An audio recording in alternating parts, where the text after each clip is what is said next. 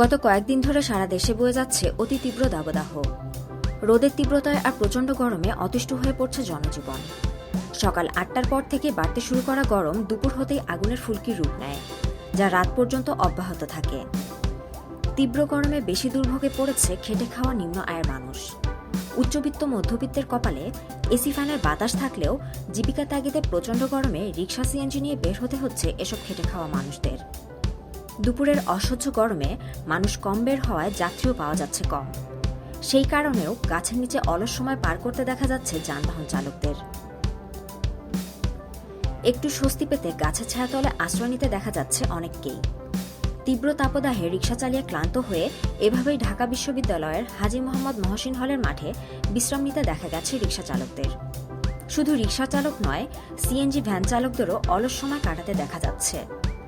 প্রচণ্ড গরমে একটু স্বস্তি পেতে অনেকেই রাস্তার পাশের শরবতের দোকানে ভিড় জমাচ্ছেন। এদিকে এপ্রিল জুড়েই এ অবস্থা চলবে বলে আভাস দিয়েছে আবহাওয়া অধিদপ্তর।